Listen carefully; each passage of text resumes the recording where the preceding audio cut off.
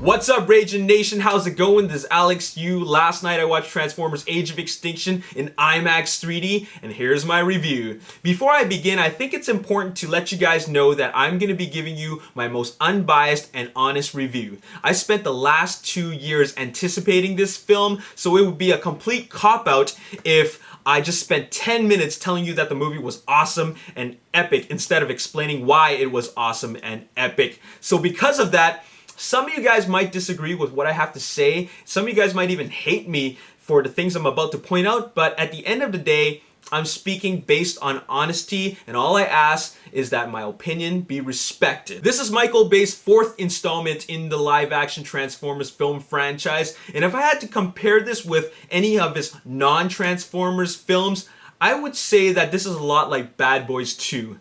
Thin on plot, but heavy on action. You know how when people say the plot thickens in a story? Well, in Transformers Age of Extinction, it never really thickens. It kind of just starts off with a spool of thread, and then it just keeps on unraveling and unraveling until you get one little piece of thread left, and that thread is very thin. As for the actual plot, the general idea is that 4 to 5 years have passed after the events of the Battle of Chicago. We go into a scene where we meet Cade, who is played by Mark Wahlberg, who is a struggling inventor who's just trying to make ends meet because he wants to take care of his daughter Tessa, played by Nicola Ann Peltz.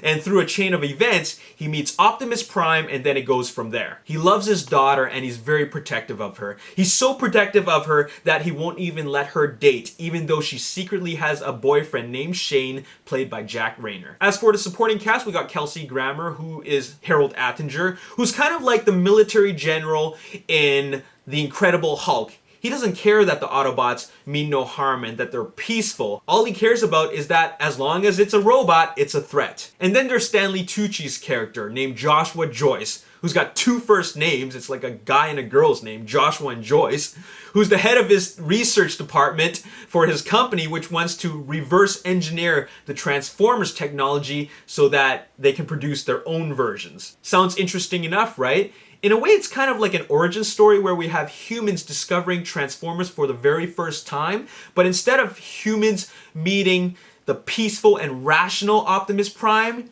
they meet Attitude Prime, where Optimus Prime has a negative attitude and distaste for all humans. So with that being said, I like where this is going. In fact, I think I have a stronger connection with this human story than the Sam Witwicky story from the first Transformers film in 2007. While I do think that Sam Witwicky in the first film was a lot of fun to watch, I think there's just stronger human connection because of the situation that Cade is in. So I'm down with the whole human story. Now let's talk about the characters and the performances. I like that Cade is a protective father and a struggling inventor. It's not much of a stretch for Mark Wahlberg in terms of acting, but it's definitely a great action role because he gets to pull off a lot of impressive stunts. As for Tessa, let's just say that Michael Bay directs Nicola Ann Peltz like he's directing Megan Fox. She plays the damsel in distress, which we've all seen before, but I still do like the father-daughter connection. As for Shane, I only like his character when he's standing up to Cade.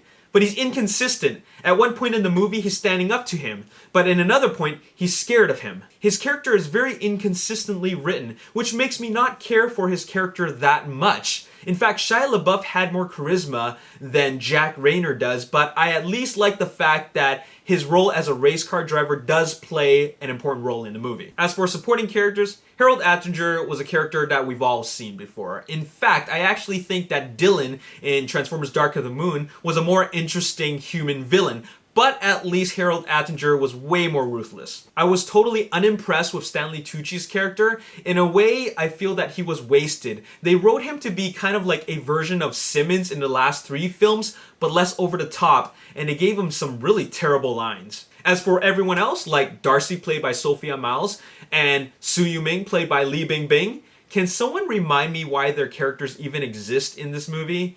Because they serve absolutely no purpose at all to the story.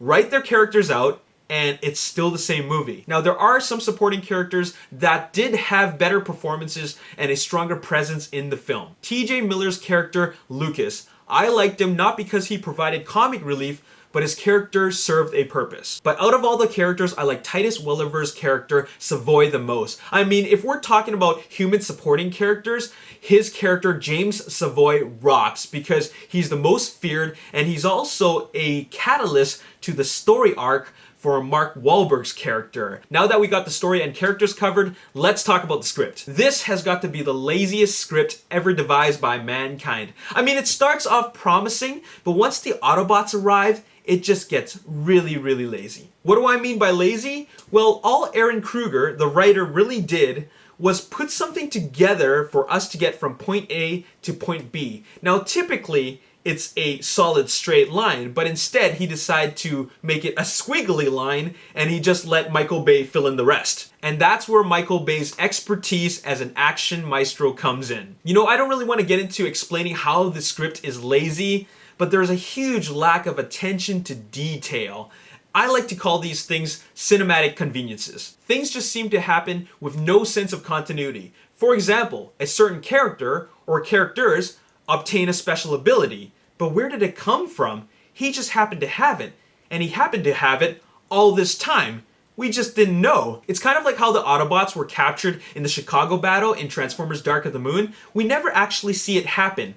It just happens. This is what I call a cinematic convenience. Which makes me want to talk about the action. First of all, Michael Bay is an action god. Nobody directs action like Michael Bay. The explosions, the car chases, the robot fighting, the ridiculous stunts, and all the money shots all look amazing. I don't even think that Michael Bay can outdo himself at this point. There's just so much destruction in this film that it is a full-on spectacle. Which also poses the next problem. Destruction. Mass destruction. The destruction and mayhem in Transformers Age of Extinction is not just ridiculous, but its only purpose is to break things and make it look good. Which it really does. The Autobots don't really seem to care that during a car chase, they could potentially be harming other human motorists, and at the same time causing vehicular manslaughter. Just like in the freeway chase in Transformers Dark of the Moon, human safety isn't really a concern for the Autobots. And another thing is that no matter how many times the humans get themselves in a dangerous situation, they never seem to get injured. They always walk away without a scratch. And you know what happens when that happens too often? We lose our sense of caring for these characters because we know that no matter what, they will always survive. And survive from what? Bad robots attacking them? Who? Do we even know who these bad robots are? No, those bad robots are nobodies, which makes me care less about the fact that they are fighting. They're nameless Decepticons. Okay, fine, I won't call them Decepticons, but they are nameless foes. They're a mechanical army, and our Autobot heroes need to fight them off. This was the only moment in Transformers Age of Extinction which reminded me of the Egypt battle in Transformers Revenge of the Fallen. Just replace all of the US military with Hound. But once again, who are these guys? How many of them are left? Is there an unlimited supply of these nameless bad robots? Because if there are, there's really no point to fighting at all. And speaking of Hong Kong, what was the reason for having it take place in Hong Kong? I mean, just like the Chicago battle and the Egypt battle, there's really no sense of cohesion in the action. It's just really random shots of bots shooting at cons and cons shooting at bots. It's just there for the sake of killing time. The action is not really cohesive at all. In fact, you don't even get a sense of geography to the action. I don't know what's going on in relation to the bigger picture. Like I said, it's just a bunch of random action sequences. At one point they are here, and then in another point they are just suddenly there. And speaking of geography, I know we're dealing with science fiction here, keyword being fiction, but 3 very specific locations in the Hong Kong battle don't actually exist in Hong Kong. I know this is a very nitpicky thing of mine, but I've been to Hong Kong, and this is what I'm talking about with regards to a lack of attention to detail. Okay, so let me summarize it for you guys. Transformers Age of Extinction is kind of like the girl that your parents tell you not to date, because they know that she is no good for you. But you like this girl. She's really attractive, and you love the way she makes you feel when you're with her. She makes you feel very happy. But still, your parents tell her to stay away because she is trouble, but yet you still see her anyways. You see what I'm saying? Here, let me give you another example. Transformers Age of Extinction is a fast food combo. Let's say McDonald's. Yeah, Transformers Age of Extinction is a McDonald's extra value meal combo. You know it's unhealthy, but it's cheap and affordable. And you need your cravings satisfied because it tastes good. Transformers Age of Extinction is a double Big Mac combo, supersized with a side of gravy and extra gravy because your friends keep on double dipping the fries. So that would mean that movies like Django Unchained, Inception, Gladiator, Terminator 2 Judgment Day, Aliens, and the Dark Knight trilogy would be a steak and lobster dinner. Well, I like a steak and lobster dinner, but I can't always afford a steak and lobster dinner. So a steak and lobster dinner comes rarely for me. So you know what I do instead? I get myself a McDonald's extra value meal combo called Transformers Age of Extinction. And I like it. I like it a lot. And I want to get it again and again and again. And what does this mean for me?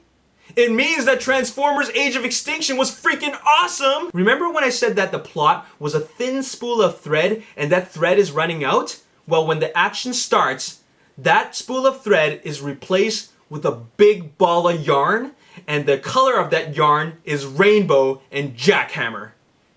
If jackhammer were a color. But if it were a color, it would be the color of Jack Daniel's Tennessee whiskey, which is clear and brass. I had an incredible time. It was epic. Now, I know I've listed a whole bunch of problems for the film as a story, but I never actually said that those problems really mattered to me. Michael Bay outdid himself 100%. And in fact, as the fourth installment in the Transformers live action franchise, he did the one thing which really exceeded my expectations, and that is robot screen time. There is way more robot screen time in all three films combined. ILM did an amazing job in giving us that and bringing these robot characters to life. And in the end, giving us Transformers fans the thing that we felt was missing in the previous three films, and that was more robot screen time and of course robot on robot interaction. We get way more robot screen time as well as something that we've always wanted for a very long time, and that was an actual formidable robot villain. Lockdown is the strongest and best villain ever written for the Transformers live action franchise. In fact, I think he's kind of like an extension of Michael Bay. You can't knock down Lockdown. He just keeps on coming back at you with more. Lockdown is the villain that the fans have always wanted, just like how Transformers Age of Extinction is the movie that we've all been waiting for. I love the action. The action was intense. The introduction of the new Autobots was freaking wicked. There were so many cool robot moments that gave me goosebumps simply because my mind kept on getting blown away again and again and again. Just when you think that you can breathe again and relax, Michael Bay gives us another ridiculous action sequence. And it's ridiculous in the sense that it just never stops. It's not even like a movie. It's like a 2-hour action sequence within a 2-hour and 40-minute film. It is long, it is relentless, but it's very creative and inventive. In Age of Extinction, Michael Bay is being Michael Bay. He's only evolved as a director with the technology he uses, but as a storyteller, is more or less of the same old stuff. I'll be completely honest. But the one thing that he's really good at is, of course, designing spectacular action. In fact, when working on Transformers Age of Extinction, I'm pretty sure that he says to himself, how can I make the action bigger? Instead of, what kind of new and fresh things can I do for the story and the characters? So in other words, he comes up with the action before the story. Let's wrap a story around the action sequence, while the other directors are saying, let's wrap an action sequence around the story. And that is how Michael Bay is always able to bring us something new to the table. It's not just about a big battle between an unlimited number of cons versus a small number of bots. It's so much more than that. We get all kinds of crazy action sequences that take place on the ground, in the air, on the road, in buildings, and even in some strange foreign environments. But at the end of the day, it's all very exciting. This is the type of face that I had almost the whole time.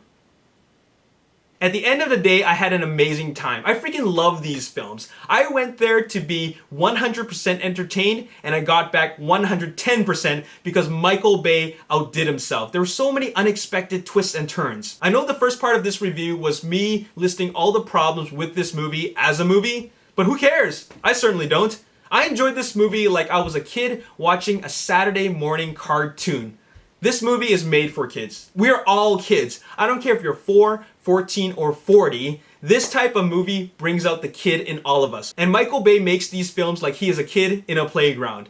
Hong Kong is his playground. The cars and the explosions are his toys, and the IMAX 3D camera is his favorite toy. So I don't care what the critics say, I enjoyed the heck out of this film. The heck, I tell you. It was an awesome film, and it's straight up pure escapism to the max. Okay, if I had to point out some things that really bothered me, like really distracted me from the film, I would say that it would be some cringe-worthy humor from Stanley Tucci, and also the way that Michael Bay decides to use supermodels instead of actresses and shoot them like he's shooting a Victoria's Secret ad. And of course, the in-your-face product placement. Chinese protein powder? Scope? Hey, I'd like to use Scope before I kiss your daughter to make my breath fresh. Scope.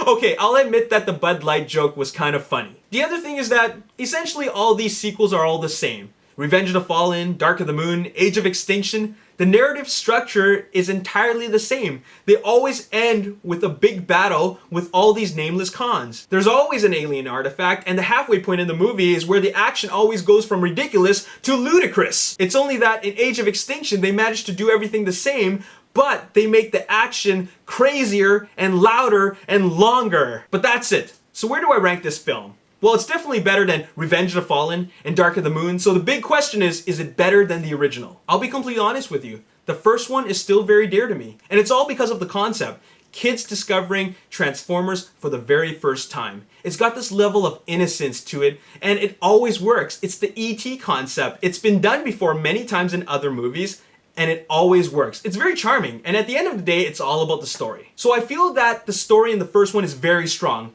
but the robot presence in Age of Extinction is also very strong. It is, after all, a Transformers film. I gave the first one an 8.5 out of 10. I'm gonna give Transformers Age of Extinction an 8.25 out of 10. Very close. Michael Bay has taken this franchise to a whole new direction and has expanded its horizons, kind of like how Bryan Singer pressed the reset button for the X-Men franchise in X-Men Days of Future Past. This is the best Transformers movie yet. This movie was like a ride. Bring on the sequel. This movie is the reason why we go to the theaters. And thank you, Michael Bay, for bringing us an immersive experience that I want to enjoy again and again and again. Oh, and by the way, the IMAX 3D presentation was awesome. This is the best 3D movie yet because of the crystal clear high resolution. Michael Bay made a movie that looks beautiful in IMAX 3D. It just looks very clean. And by clean, I mean that there's little to no motion blur, because when they shoot with the new IMAX 3D camera, they don't do all these jerky camera movements, and they hold the shots long enough for our eyes and our brains to really process the 3D effects. And it looks great. Very, very immersive. But on the downside, I absolutely got distracted by how the aspect ratio changes. For the close-up shots and the handheld work, it reverted back to widescreen because they weren't using the IMAX 3D cameras. But for the wider shots and the big action sequences, they did use the IMAX 3D cameras, which looked amazing. But the changing aspect ratios got a little bit annoying because the resolution on the non-IMAX scenes didn't look as nice. But other than that, I absolutely loved it. In fact, I'm going to watch it again tonight in an hour. 8.25 out of 10. This is the biggest movie of the year. And man, oh man, Michael Bay outdid himself. Thank you, Michael Bay. Really enjoyed this film. Screw the critics. And man, oh man, I'm gonna watch it again in IMAX 3D and I can't wait. There's a lot to talk about with this movie, so make sure you stay subscribed to this channel because I'm gonna do my spoiler-filled review where we're gonna talk a lot about the stuff that I haven't talked about and you're waiting for me to talk about. As always, if you enjoyed this review, hit the like button, subscribe to my YouTube channel, like me on Facebook, The Ragin Nation. Also follow me on Twitter at Ragin Nation. My name is Alex Yu. Thanks for watching. I'll see you next time. Peace. It's going to be really excited. I'm super excited. We're 25 minutes away from showtime. So, man, it's going to be